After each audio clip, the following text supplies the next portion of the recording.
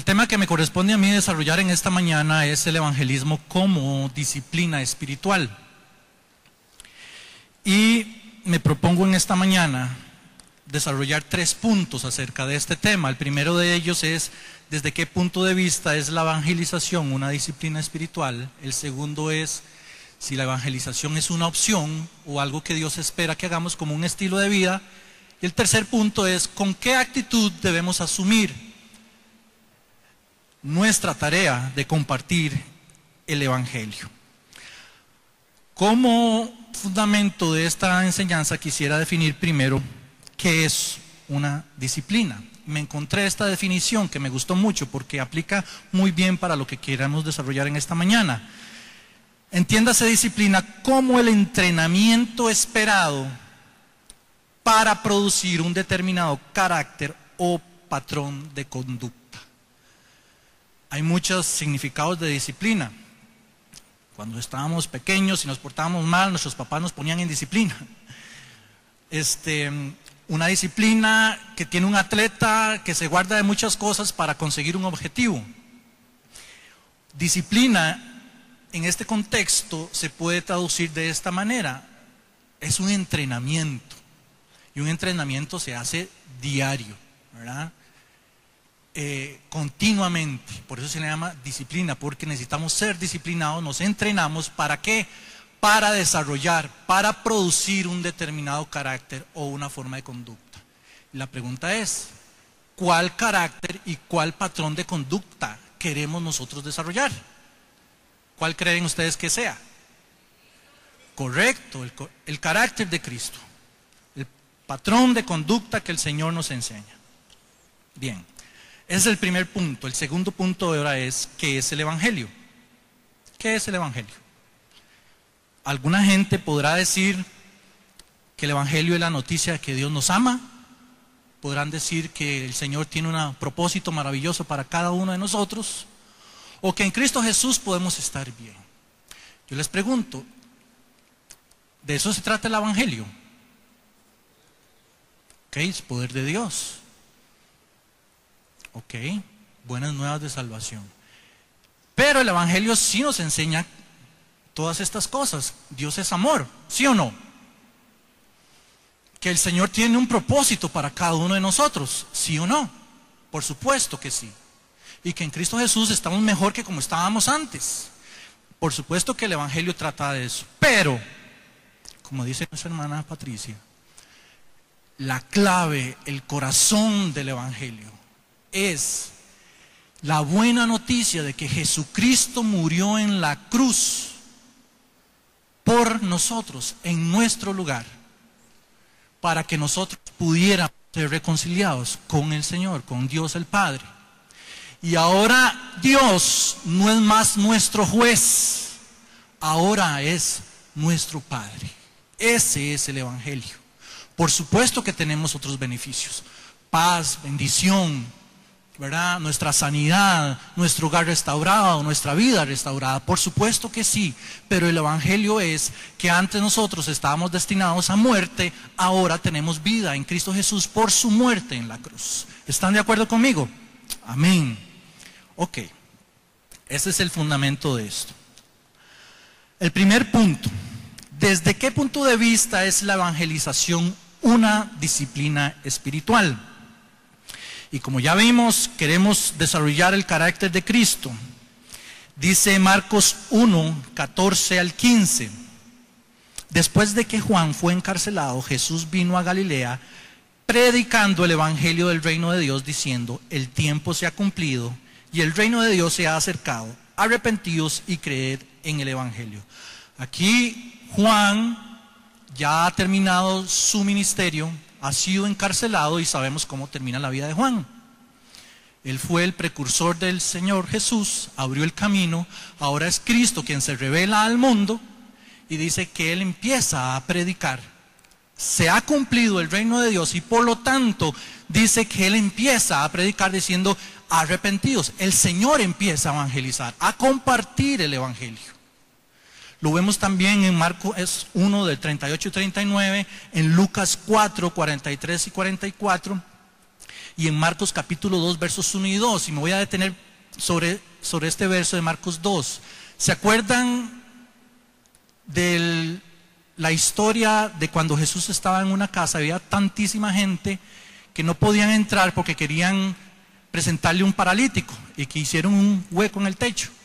Resulta y sucede que si nosotros leemos el verso 1 de ese capítulo 2, dice: Jesús había llegado a Capernaum y estando en casa. ¿A qué se refiere esa frase, estando en casa? ¿En la casa de quién? Cuando yo digo, es que estoy aquí en casa, ¿a qué me refiero? ¿En dónde estoy? En mi casa, correcto. La palabra de Dios dice que Jesús estaba en casa, en la casa de Jesús. Y dice que cuando la gente supo que Jesús estaba en su casa, llegaron a la casa de él y había tantísima gente que ni siquiera podían, no llegaban ni siquiera a juntarse a la puerta porque era demasiada la gente. El Señor ponía a disposición sus mismas propiedades para compartir el evangelio. Y no solo eso, sino que hasta que le hicieron un hueco en la casa, en el techo de la casa. Me imagino lo contento que podía estar doña María viéndole el montón de gente en la casa y que le están despedazando el techo. Pero el Señor dispone lo que Él tiene para servir a su Padre. Es una enseñanza para nosotros. Si estamos tratando de desarrollar el carácter de Cristo, Jesús pone a disposición de su ministerio, a disposición del servicio de Dios, inclusive su misma casa. Y si le abrieron un hueco en el techo, bueno, no importa, porque ahí se demostró la gloria de Dios cuando el Señor lo levantó al paralítico. Siguiente aspecto. Nuestro ejemplo es seguir a Jesús. Su vida y su ministerio es el ideal que debemos perseguir para nuestra vida y nuestro servicio a Él. Jesús vivió para anunciar el evangelio. Por lo tanto, el compartir el evangelio es para nosotros un estilo de vida. No es venir aquí a la iglesia, alzar las manos y leer la Biblia, escuchar un sermón. El evangelismo, el compartir el evangelio, puesto que Jesús lo vivió, nosotros que queremos parecernos a Jesús, debemos también ver el compartir el evangelio de la misma manera. El segundo punto, ¿es la evangelización una opción o algo que Dios espera que hagamos como estilo de vida? ¿Ustedes qué creen? ¿Es una opción que el Señor nos da o Él espera que nosotros de verdad escojamos esto en serio? El Señor espera. ¿Y qué es lo que espera? Que sea un estilo de vida nuestro. Okay. Amén. Y veamos cómo podemos aprender esto. Dice Mateo 10:7. Y yendo, aquí le está hablando Jesús a sus discípulos: vayan y digan, el reino de los cielos se ha acercado. Aquí está hablando el Señor en la ocasión en que escogió a los 12 y les encomienda ir a predicar el evangelio. Si leemos después en el verso 8, el Señor les dice: no vayan por camino de gentiles ni en ciudades de samaritanos, sino que vayan a las ovejas perdidas de Israel. Pero el Señor desde ese momento, cuando está formando a sus discípulos, les dice: vayan y prediquen. Él no les dijo: vea, se sienten bien, porque si se sienten bien pueden ir, pero si se sienten cansados y como tristones, no, vayan y prediquen. Resulta que cuando el Señor muere, resucita, ahora los envía, pero no solo a las ovejas perdidas de Israel, sino que les dice: id por todo el mundo y predicad el evangelio. Ahora no es solo la casa de Israel, ahora es todo el mundo, a toda criatura, entendiéndose criaturas aquellas personas que no han nacido de nuevo. Juan 1:12 dice: a los que le recibieron y a los que creen en su nombre les da potestad de ser hechos hijos de Dios. ¿Ok? Una cosa es ser hijo de Dios y otra cosa es ser una criatura. A toda criatura, a todos aquellos que no han nacido de nuevo, a todos aquellos que no son hijos de Dios, hay que anunciar el evangelio.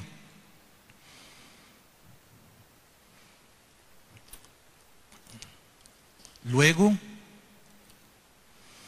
En Hechos 1:8, y esto es un pasaje que todos conocemos bastante bien, el Señor está a punto de ser ascendido al cielo, les promete la venida del Espíritu Santo a sus discípulos y les dice con qué objetivo va a venir el Espíritu de Dios. En la versión Nueva Traducción Viviente, la que pongo acá, dice: recibirán poder cuando el Espíritu Santo descienda sobre ustedes.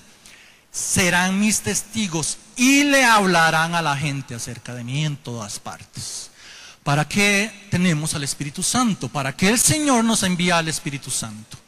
Por supuesto, Él es nuestro consolador, Él es nuestra guía, Él nos fortalece, Él está con nosotros, es Dios en nosotros mismos. Pero es un objetivo, y el objetivo principal, como dice el Señor Jesús, es: vendrá sobre ustedes y ustedes me serán testigos. Yo envío el Espíritu Santo sobre ustedes para que ustedes sean testigos y hablen a todos acerca de mí. Esa es la obra del Espíritu Santo, la principal sobre nosotros. La pregunta es: ¿estamos dejando que el Espíritu de Dios cumpla esa obra en nosotros? Se la dejo ahí. Usted mismo se responde. Muy bien. Y si vemos el apóstol nuestro, el apóstol enviado a los gentiles, él tenía una visión y un criterio y una opinión muy clara de lo que representaba el compartir el Evangelio. Y eso es lo que yo quiero compartir con ustedes. ¿Qué decía Pablo acerca de compartir el Evangelio? Y vean la forma en cómo él lo veía. Él era un hombre radical. Él no se andaba ahí con medias tintas, como dicen.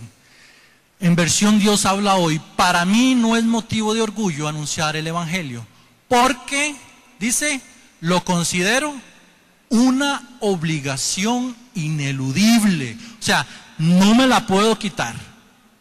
No puedo hacerme así a un lado y capearme a la... No, es una obligación ineludible para mí el compartir el Evangelio. Y ay de mí si no lo hago.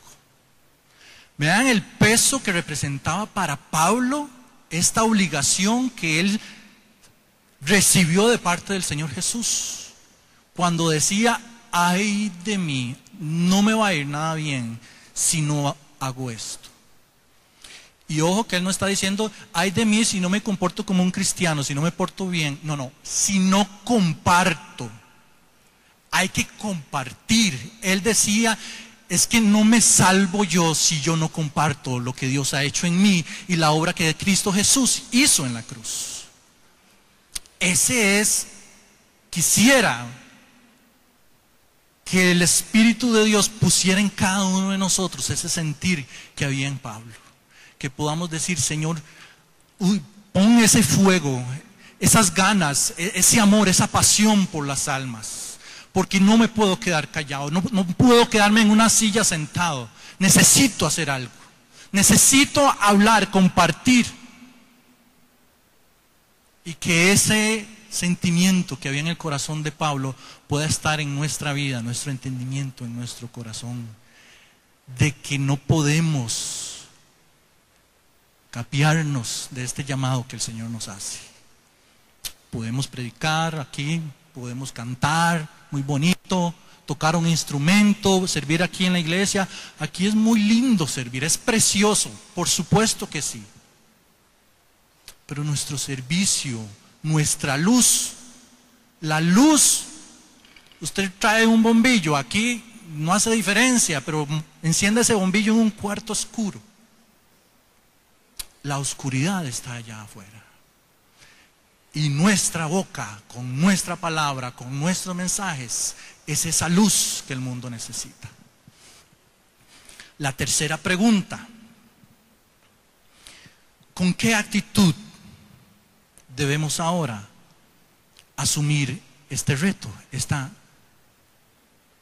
tarea, esta encomienda? ¿Cuál es la actitud correcta que nosotros debemos desarrollar o que debemos tener en nuestro corazón? Debemos entender, como dice 2 de Pedro 3:9, que la voluntad de Dios. ¿Cuál es la voluntad de Dios? Que nadie se pierda, Debemos tener claro eso. La voluntad de Dios es que nadie se pierda. Piense usted en la persona más impía, más pecadora que usted haya conocido o de quien usted haya escuchado en los medios, en los periódicos, en las revistas, que usted dice, esta gente anda más perdida, está bien hundida en el pecado. Esa persona, el Señor quiere que no se pierda. Dios quiere que nadie se pierda, sino que todos procedan al arrepentimiento.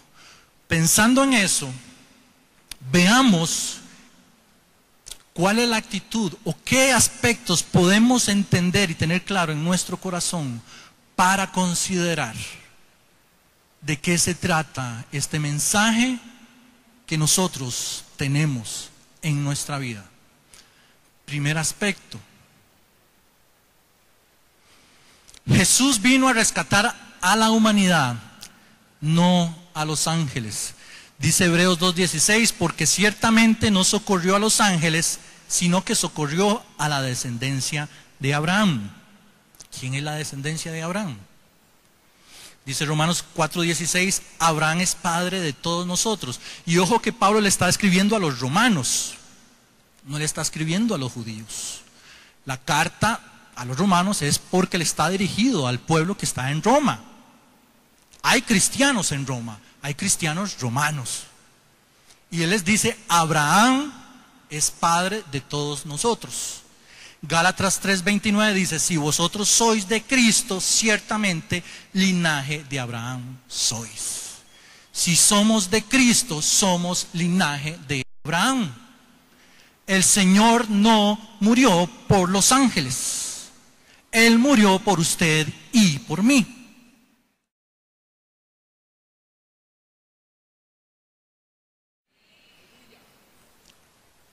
Dice Romanos 11:17 que nosotros éramos olivos silvestres y que algunas ramas del buen olivo fueron desgajadas y nosotros fuimos injertados.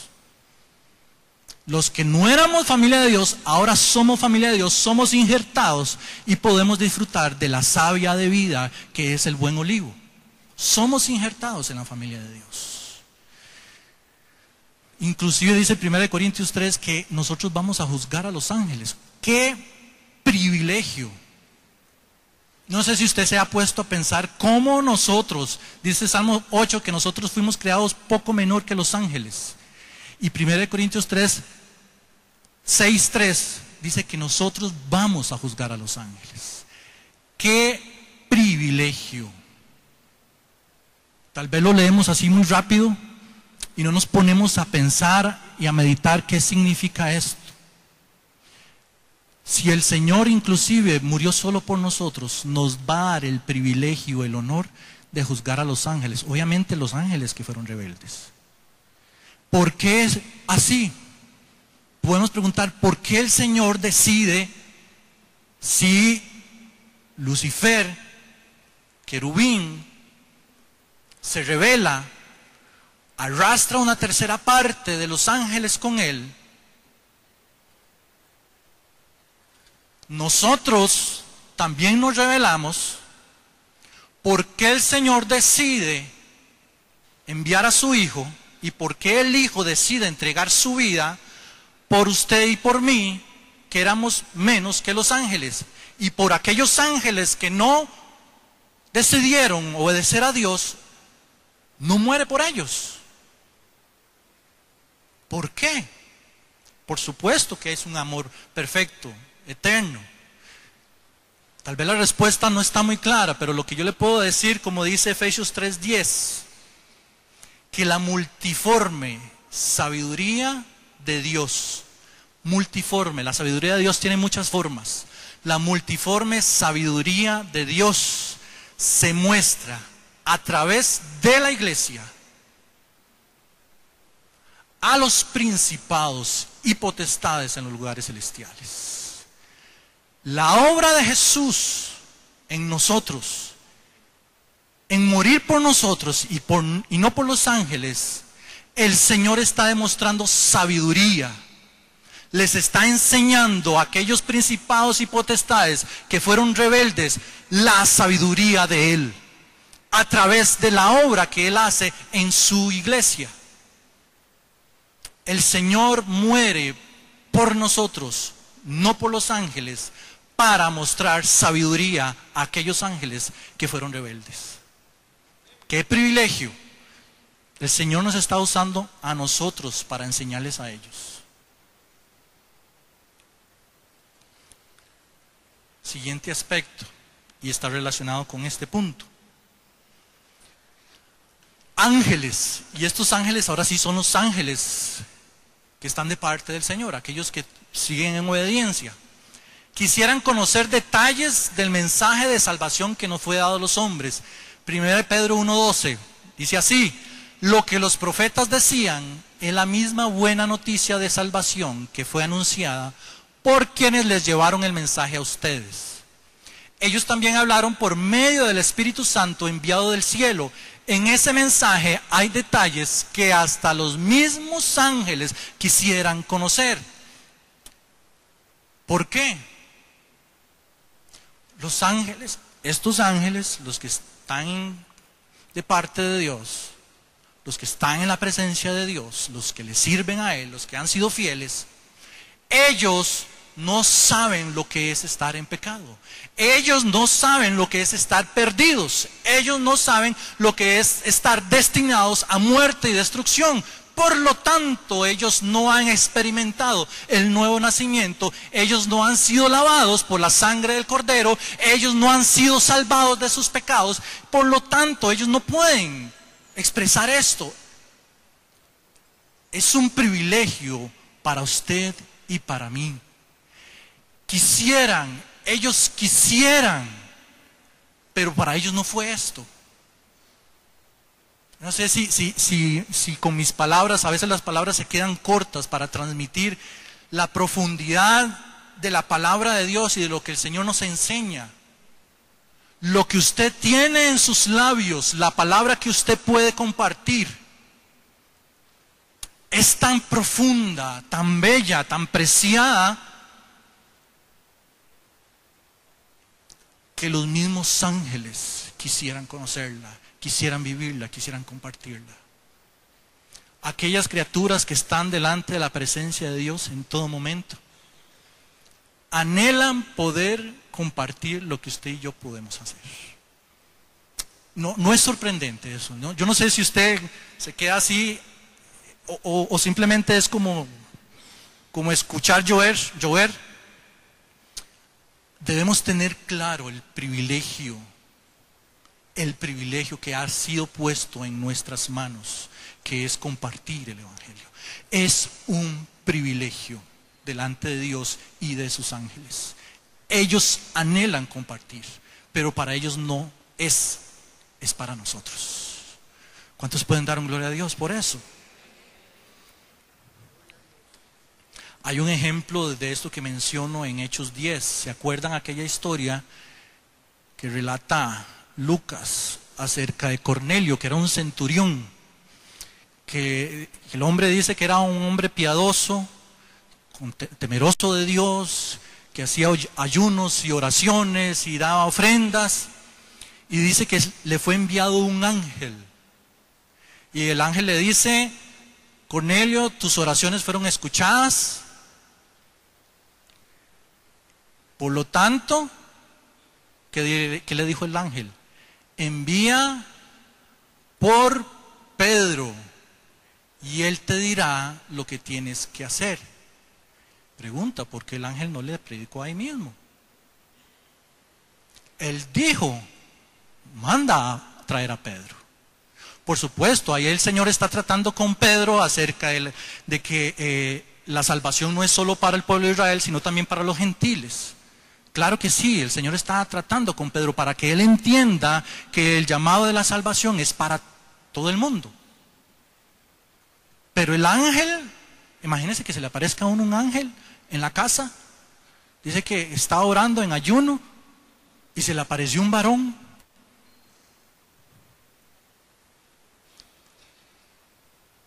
Y lo que él le dice Y dice, de aquí me va a decir algo, ¿verdad? Un ángel de Dios en mi casa, algo me tiene que decir, algo espectacular, algo profundo, algo que me impacte, que cambie mi vida. ¿Sí o no? Que usted diga, un ángel en mi casa, ¿qué me va a decir? Y lo que el ángel le dijo, traiga a Simón Pedro, tráigalo, y él le dirá lo que usted tiene que hacer. ¿Cómo de? ¿Para eso vino un ángel? Pues para eso. El Señor manda a sus ángeles a determinadas tareas específicas y especiales, pero el que compartió el mensaje de Dios fue un hombre lleno de defectos, pero lleno de la presencia de Dios. Tercer aspecto, ¿con qué actitud debemos asumir el Evangelio, el compartir el Evangelio? Dios nos encargó a nosotros esta tarea, el compartir el Evangelio. Segunda de Corintios 5, 19 y 20. Lo que quiero decir es que a través de Cristo Dios estaba tratando de reconciliar al mundo con Él sin tener en cuenta los pecados de nadie. Ese es el mensaje de reconciliación que nos encargó anunciar. ¿A quién? ¿A quién encargó? A todos. Así que hemos sido enviados para hablar en el nombre de Cristo. Escuchen esto. Es como si Dios estuviera llamando a la gente a través de nosotros. Cuando usted abre su boca para compartir el Evangelio, es como si Dios mismo estuviera abriendo su boca para compartir este mensaje. Podemos ser la boca de Dios aquí en la tierra. Hablamos por Cristo cuando les rogamos a ustedes que se reconcilien con Dios. En la versión Reina Valera dice que somos embajadores por Cristo. ¿Y qué es un embajador? Le doy una definición. Agente diplomático que representa oficialmente en un país extranjero al Estado, al jefe del mismo y al gobierno. Somos representantes del reino de Dios. Dice Filipenses 3:20, nuestra ciudadanía está en los cielos. Somos ciudadanos. Nadie puede representar a ningún país si no es ciudadano de ese país. Así es, correcto. Somos ciudadanos del reino de los cielos. Por lo tanto, tenemos el privilegio, el derecho y la autoridad concedida de parte de Dios a través de su Espíritu Santo de ser representantes del reino de los cielos aquí en esta tierra. Gloria a Dios. Para ir terminando, y quiero usar dos textos que habla Pablo acerca de cómo tenemos que apreciar el Evangelio, qué significa el Evangelio. El compartir. Primera de ellos dice Romanos 1:16, yo no me avergüenzo. Yo no me avergüenzo. Primero, no me avergüenzo. ¿Y por qué Pablo no se avergonzaba? Porque él conocía de qué se trataba el Evangelio. ¿Y qué es el Evangelio?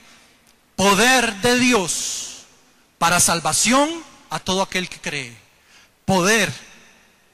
Esa palabra en el idioma original dice dunamis, del cual se deriva dinamita, poder. El poder necesario para destruir un material que está sólido. Para destruir las fortalezas que tiene el diablo en el corazón y en el alma de las personas. Es poder de Dios para salvar. Ahora que está de moda tantas películas de superhéroes, ¿verdad? Que tienen poderes, que unos vuelan, que otros tiran rayos y que desaparecen y corren rapidísimo. Fantasías humanas que no llevan a ningún lado. Pero hay un verdadero poder en esta tierra y ha sido encomendado en sus manos y en las mías. Poder de Dios para salvar a alguien. Si hay un poder que se puede manifestar en esta vida, es cuando un alma es arrebatada de las manos del enemigo. Y ese poder lo tenemos nosotros. Segunda de Timoteo 4:2, le dice Pablo a Timoteo, con urgencia predica la palabra. Hazlo sea o no sea oportuno. En otras versiones dice, a tiempo y fuera de tiempo. Corrige, reprende, anima y con mucha paciencia, sin dejar de enseñar. Con urgencia. El tiempo se agota. El tiempo se acaba. Con urgencia. El llamado de Dios a sus hijos para compartir su palabra, para evangelizar hay un llamado urgente. Hay un llamado urgente. Iglesia, póngame atención. Hay un llamado urgente para usted y para mí. Es compartir la buena nueva de salvación a todos aquellos que no conocen de Cristo. Hay una urgencia. Y por último, y con esto cierro la enseñanza, el compartir el evangelio es un acto de amor. ¿Por qué es un acto de amor? Y les voy a pedir que sí busquen, porque no está acá en la presentación, estos dos versículos, por favor. Primera de Pedro 4:8. Alguien que me lo quiera leer. Primera de Pedro 4:8. Primera de Pedro, por acá. Bueno, dale. Y ante todo, tened entre vosotros ferviente amor, porque el amor cubrirá multitud de pecados. Y ante todo, tened entre vosotros ferviente amor, porque el amor cubrirá multitud de pecados. Ok. Dice la palabra, Pedro, tened ferviente amor entre vosotros, ¿verdad? Entre hermanos. Porque este amor cubrirá multitud de pecados. ¿Cómo el amor entre hermanos, entre usted y yo, entre ustedes, puede cubrir multitud de pecados? ¿Cómo el amor entre nosotros, hombres y mujeres, puede cubrir multitud de pecados? Alguien que me lea Santiago 5:20, por favor, rápido. Santiago 5:20.